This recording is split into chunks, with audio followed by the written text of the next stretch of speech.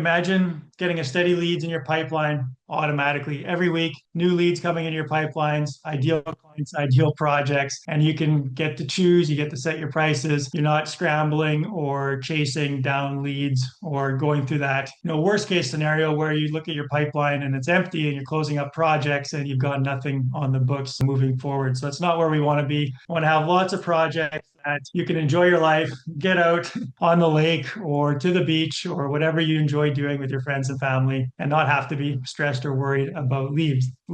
Sound good? So the first thing I'm going to mention here is a key mindset shift of often as business owners, we want to grow as fast as possible. We want to scale. And that means more projects, larger projects, more revenue. But this often leads to a very abrupt dead end and overwhelm and stress and things falling apart. The key idea that you want to get through here and the difference between, facts and myths is the fact is what you want to be doing is lowering your production and increasing your demand. So you always want to make sure that demand for your service is much higher than production. Because if you're always meeting demand, you're going to go through those busy seasons and maybe you get 5 or 6 projects or 10 projects and life is good. And then all of a sudden things slow down and now you've hired these guys, you've maybe hired some office staff or a project manager, and now you don't know what to do because you're scrambling for work. You end up lowering your prices, you end up scrounging or laying guys off, and it's just not a great cycle. And it's very stressful. And it's this boom and bust mentality that goes on. Of course, there's going to be ups and downs in economy, in demand, as far as seasonal and things like that. But that's why you want to make sure that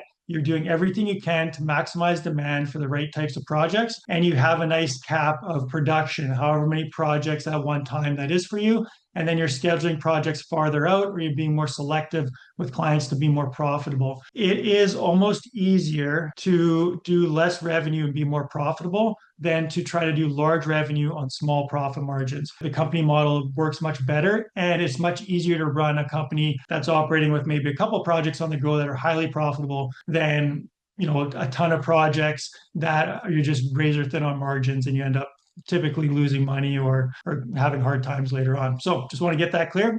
I'm going to be going through 3 key areas today, 3 different things. The first one is to double your leads, then to double the lifetime value of those leads. And the last one is to double the amount of projects. So 2 times 2 times 2, that's like a possible 8 times return that you can improve on your current lead gen revenue. And then I'm also going to be going over some common mistakes at the end just to make sure that you're not sabotaging your success with a few common mistakes that I see. Everything good so far? If anybody has a question, feel free to drop it in the chat. It is the best way. So just drop it in the chat and I'll make sure to check that every now and then if you have questions, and we'll do a little Q&A at the end as well. So first thing with lead generation made simple, we want to double the leads. However many leads you're getting, we can double it. And there may be some of these that you're doing, but you need to be able to optimize these. And there's probably a few of these things that you're not doing where it'd be fairly easy over the next couple of months to be able to double leads. So first one is search engines. AI is slowly changing this, but even so, people are still going to search engines to find your company. So you want to be there and you want to be prominent.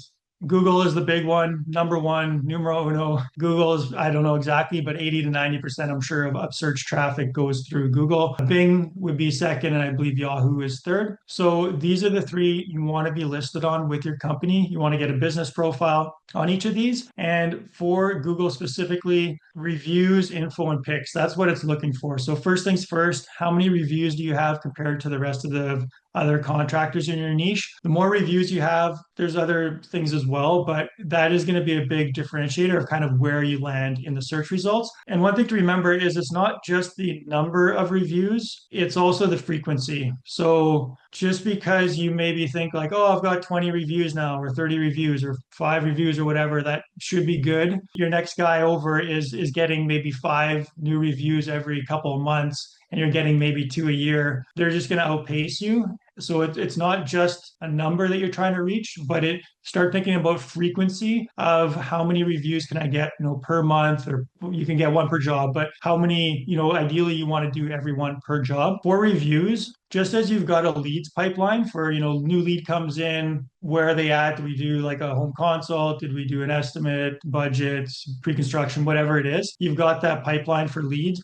you should also have a pipeline for reviews. So a client completes a project. How many of those clients, did you send them an email to write a review? Have you texted them? Have you called them? Have you asked them where are they at? Have they written a review? Yes, then they're out of the pipeline and it's a success. If they haven't yet, continue to follow up or ask them, why they haven't. You don't need to hound them, but keeping track of that will give you an idea of having a little bit of a system to get better reviews and also just how many completed projects turn into reviews for you. So getting set on search engines, very important. And this is a continual thing. It's not just you got to get it set up, but every project get a review, update your info if there's new info, and every project put new pictures on Google. So the more information, the more pictures and reviews and everything, the more likely Google is to rank you higher. The second place that we're going to help you double your leads and where you want to be looking is listing sites. So there's lots of different business directories and places to list your business online. And the reason you want to be there is first, so that when a client searches your company, they're going to get this screen in Google or whatever search engine, and it's going to have all these different things. And what you want is those top 5, 10, ideally that first page to all be your business. It should be your website, your Google profile, your LinkedIn page, your Facebook page, maybe an article that was written about you somewhere else or a podcast that was done with you or whatever. So you want to be totally, staked out on that first page of Google if someone searches your specific business name. And the reason for this is any referrals, anybody looking to do some research on you, they want to trust you. If you can hit all those marks, they're going to know legitimate business. You're definitely out there. You've been around for a long time and it builds a lot of trust. So just a few listing sites here, your Chamber of Commerce, so local, city that you're in or town or county or whatever, you got to have a Chamber of Commerce. You could even do a few Chamber of Commerce around if there's, multiple cities that you service. House is a good one. Angie's List as well. A lot of these will have other services like software or lead generation or things like that may just have you in. So they will have like additional things that they're going to try to sell you, which is whatever, normal. But most of them have a free service where you can just list your website. And that's what you want because it creates a link to your website, it builds trust, and it gets you in search rank results, even if it's on someone else's website. So that's the reason behind it. I'm not big on paying per leads on these lead gen sites. You can try it if you want. I've found very few people with success on that. But the purpose here is just to get yourself listed, not to do like pay for leads. But you do you if you want to try some of those services. The third place that you can help you double your leads is social media. So at the very least, you should be on it like 3, 4, 5 different social media platforms. And you don't have to be posting every single day or have all this big, huge branded profiles and everything like that. But at the very least, you should have a profile. It should have your company name.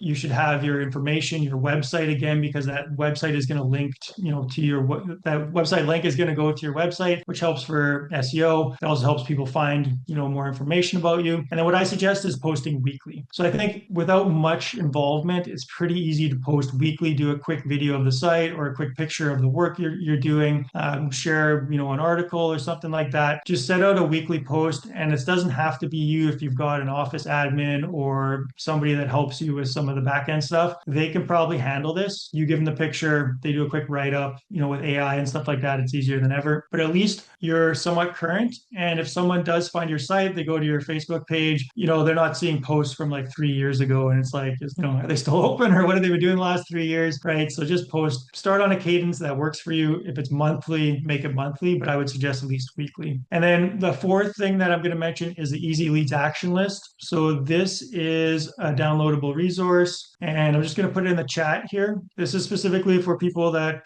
came to show up live to the event today. Really appreciate you for showing up live, so I want to do something extra special for you. So if you go to the chat, click the link, and then click download, and you can download this free guide that will help you. It'll give you step-by-step kind of instructions for how to set these 3 things up. And then it's got about maybe 20 different sites that you can list your company on, and it's got it all there with links to go set up profiles and all those different listing things. So use that resource after the training today and go list yourself on those different sites that we have for you there. All right. So by setting all this up and doing this in a regular fashion, it can help you double your leads. But we're not going to stop there, of course. We also want to help you double the lifetime value of those leads. So typically you've got a lead, you get a customer, and that customer may do a project with you for $200,000. Typically, that's the lifetime value of a client. They do one project with you, and maybe they'll reach out to you in the future. But typically, for most contractors, anyways, they do a large renovation or a home build, and maybe commercial projects might be repetitive. But typically speaking, lifetime value is one, maybe two projects. Where a lot of people are, leaking profits and leaking leads is without having a proper email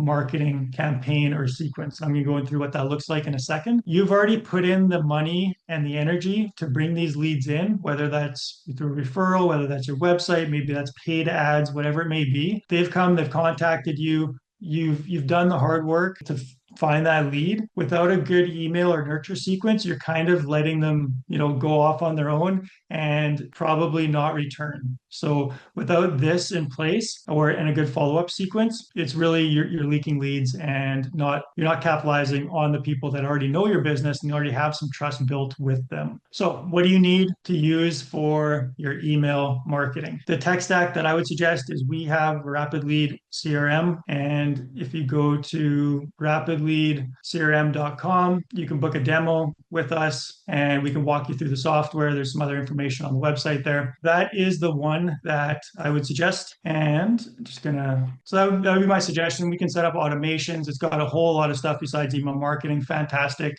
program. If you want something just free and easy to get started with, I would recommend MailChimp. MailChimp is a free option. You have to kind of click around a little bit because they want to get you on a subscription, but there is a free option last I checked, and you're able to send out campaigns. You can't set up the automations and some of the more advanced stuff, but it'll get you started with sending out campaigns to a list of people. The first thing that you're going to do is a reactivation campaign, which essentially you're going to get your list of past leads and clients from, could be like a QuickBooks, or if you've got project management software, anywhere where you've got a list, could be the contacts on your phone. You can create a list of past people that reach out to you, and you're going to just send them an initial email. Hey, we maybe haven't talked in a while. I just wanted to send an email, let you know about, whatever's going on. You could have some sort of promotion if you want to, as far as like free consultation or maybe a percentage off on pre-construction services or whatever it may be. But you'll send out that reactivation campaign, and then from there you set up a monthly newsletter. So the nice thing with the monthly newsletter is you can tie it in with your social media. So you can send out the newsletter with whatever information, and you can reuse that same kind of information to do as social media posts. So I definitely like reusing content across different mediums and different channels because it's good information. So you don't have to recreate the wheel on every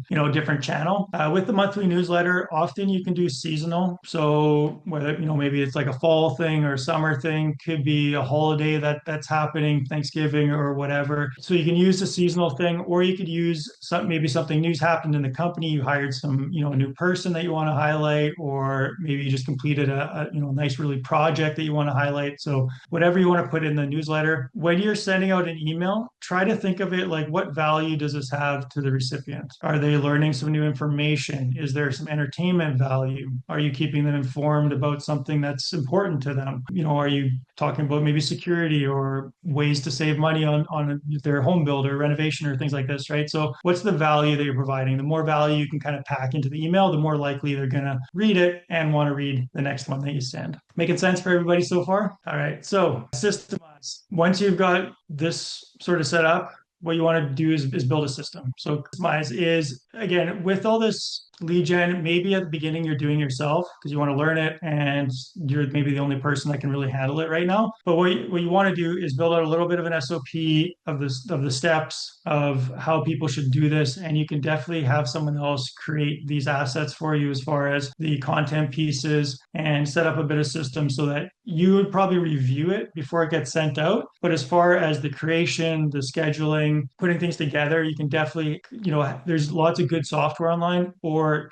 probably also you have somebody in your business that can help handle it. Nurture campaigns are sort of next level after the monthly newsletter. A nurture campaign is something where it'll be automated. So the first time they reach out to you, no matter whether that's phone call, email, they form on your website, they will go into an automation that then sends out like a welcome type email. Thanks for connecting with us. Here's, some information. If you can give them like a free guide or something about hiring a contractor or designing, like thinking about design for their new project, whatever it is. And then you can have a nurture sequence where maybe over a period of 2 weeks, you send out 3, 4 different emails with very, very specific, pertinent information that's highly valuable and impactful for them. This keeps you top of mind and it keeps them in the loop, and it portrays your company as kind of the trusted advisor or the expert in the field if you're giving really good information during that nurture campaign. And nurture campaigns, you can schedule them out as long as you want, essentially. If you're doing the monthly newsletter, you don't need much of a nurture campaign because you're really only trying to hit the mark on that first few weeks when they're a new lead. But you could essentially sequence this out and have like your monthly newsletter be a nurture campaign. It's just if you're doing seasonal stuff, it doesn't really work in a nurture campaign because you don't know when they're starting. You could set it up that way, but it would be a little difficult, and you want evergreen content that's always relevant. AI supercharge.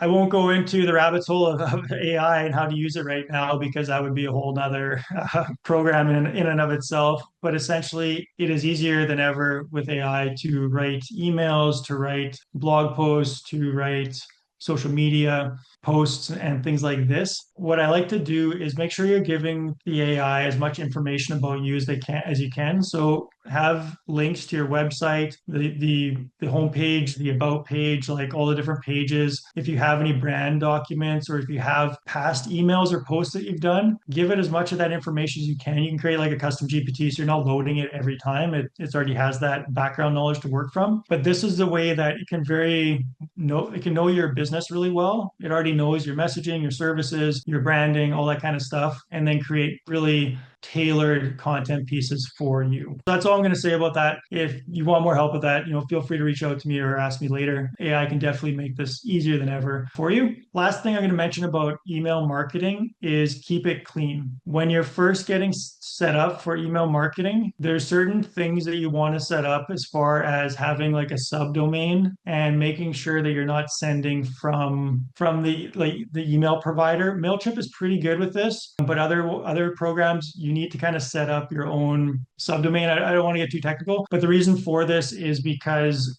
if you don't want to have your emails going out classified as spam or have too high of a rating, because then you can get blocked, and of course you don't want that. So keeping it clean.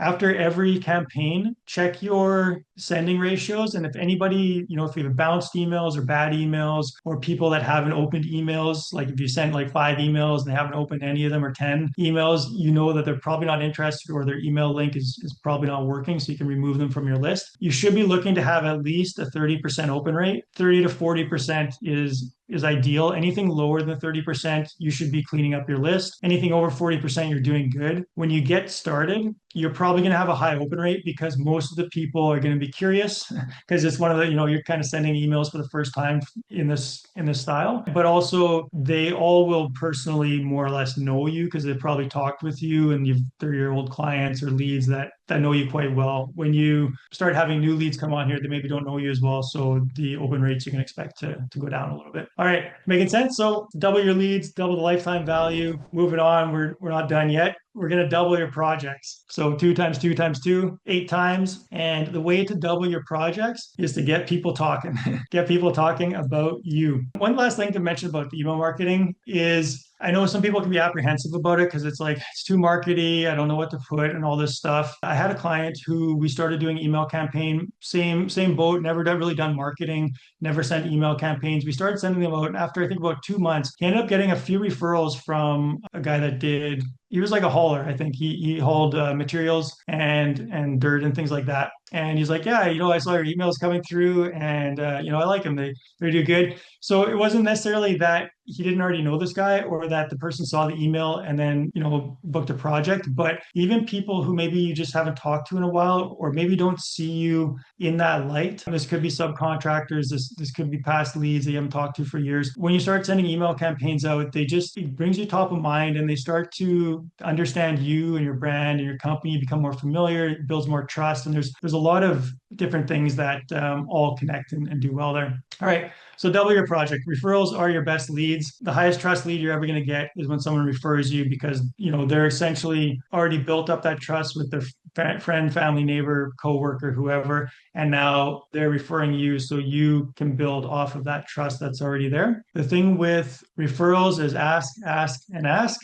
And the reason I say this three times is because on every project, you should be asking three times. The first ask is usually done before the project starts. So even this is typically after they've already signed the contract, they know they're getting, started with the construction phase of it. You simply ask them, hey, I'm, so happy and excited to get started with your project. If you know anybody else that's considering a similar project, and your neighbors are talking about, doing a similar, remodel or home build or whatever, do you mind just mentioning them to us? So something you want to just keep it light. You don't want to, you can do what you like depending on the rapport you have with the client, but you just want to kind of put it there, put it top of mind. Hey, we're a referral company. A lot of our business comes from referrals. If you know anybody, we would really appreciate the referral, something like that. Then kind of midway through the project, ask again and just say, hey, hopefully maybe ask them for feedback, how the project's going. Is everything going well? Is it what you expected? Considering things are going well and there's no, big hurdles, no project goes 100% perfect, ask them again,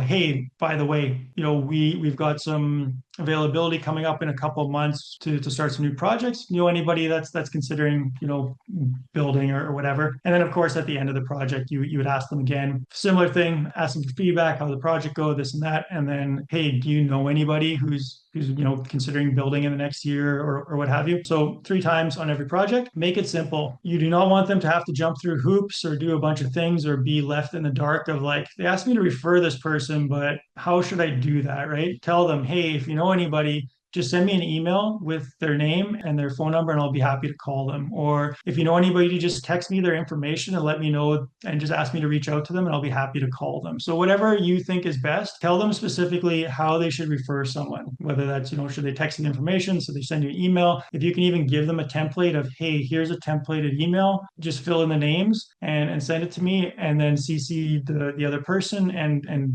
we'll be happy to contact them or what have you.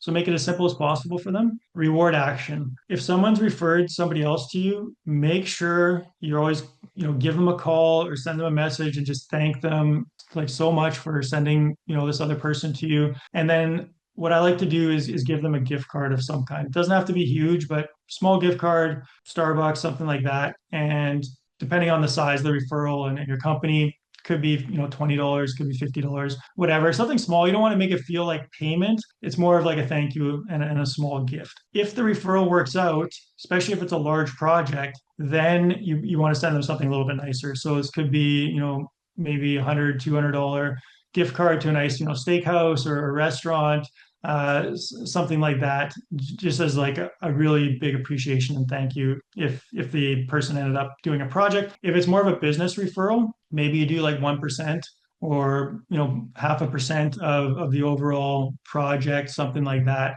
something a little bit more monetary. If it's like if you have that sort of a business to business referral relationship, depending, if you referred them 5 people and now they referred you one, you can consider it kind of even, but always make sure that you're rewarding action, because what you want is for them to refer more and more people to you because of their time, energy, effort to do that. Red carpet experience. Make sure that any referrals, any clients that you have that are referrals, put them at the top of your list. They are the first people you contact. They have priority. Yes, all clients are important, but referred clients, you need to give them that red carpet experience to make sure everything goes off without a hitch. It's as perfect as possible, because the last thing you want is to decrease, two people's trust in you, because the person that referred you, is also not going to want to refer more people if the person they referred has a bad experience. So they have a bad experience, they're not going to want to do business with you, and the person that referred that person to you is no longer want to maybe do business with you or refer that other person. So just make sure that you're paying attention to that and red carpet experience,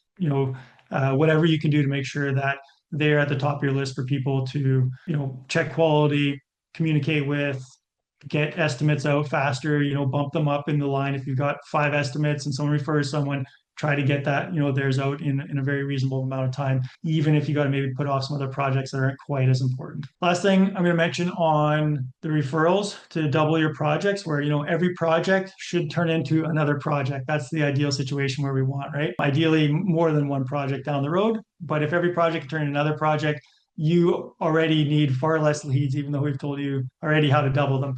Becoming an insider. So this happens when you can start to build a bit of a network in certain social circles. I'll give you two examples. I was working on this huge home that we were doing framing services for, and this concrete guy ended up referring me to a client that he had who he'd done work with for a long period of time, and it was a fantastic referral. We ended up doing some great work for this person they had a huge cottage, cabin, whatever you want to call it, out at the lake. And so we did some work for them. He was a repeat client. We ended up doing a few work for him a few different times. And after the first time we did work for him, within, I think, a couple of weeks of completing his project, he referred us to one of his neighbors, a couple of cabins down on the same lake. And then that person ended up referring us to somebody else. So we became kind of like the known builder for everybody that on this lake, right? And when you start to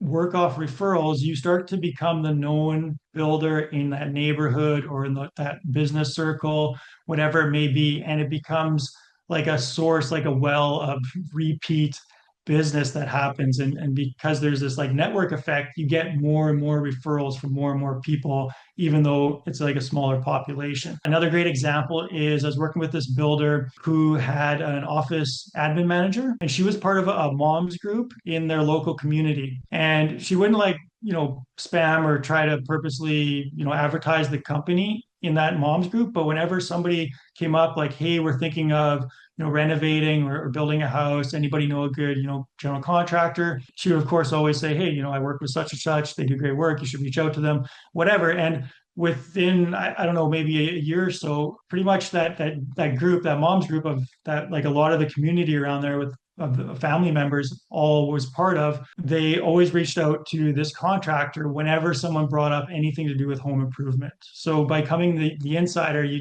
build this massive trust and this like kind of rotating referral network. That's a beautiful thing when you get it working properly. All right, everyone doing good here? Moving on, I'm going to be going over the five big mistakes that I see in marketing.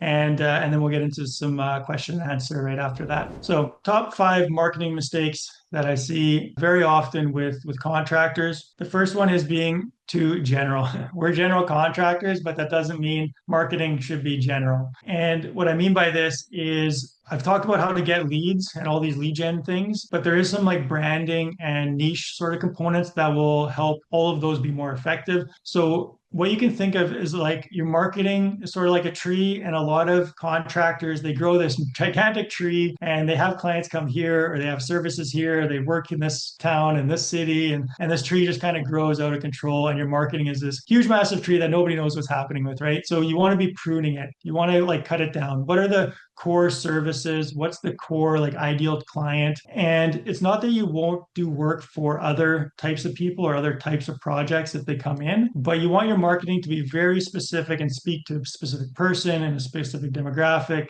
location, so on and so forth. And you want your marketing to be very pinpointed because it'll just be that much more effective. Being invisible is another one. So you don't want to blend in with everybody else. And this is another common thing where you kind of see these contracting companies where you'll go on their website and you could have five of them lined up and they all kind of sound the same. We're going to do good work. We do quality. We really care about our customers. It's all good good stuff, but it ends up kind of just becoming more generic and general. And you sort of you blend in like camouflage because you just look like another builder. So do whatever you can just to stand out a little bit. You don't have to be crazy and have like, this big colorful website with things popping out everywhere or, all this like nut stuff. But just how can you differentiate yourself to some degree from your competition or just find a niche that nobody else has quite, really claimed yet to differentiate yourself? One to two channels, I see this a lot too, is maybe you're on Facebook and Instagram or LinkedIn and Facebook, right? So you want to expand the amount of channels that you're on and you're already creating social posts or email marketing or whatever it is for, one or two channels. You may as well broaden out because the amount of time to then take that content and put it on other channels is pretty much nothing, especially with the right software. Like our Rapid Lead CRM, we can post out to 5 or 6 different social channels all at the same time. It takes just as much work to do one as it does 5. So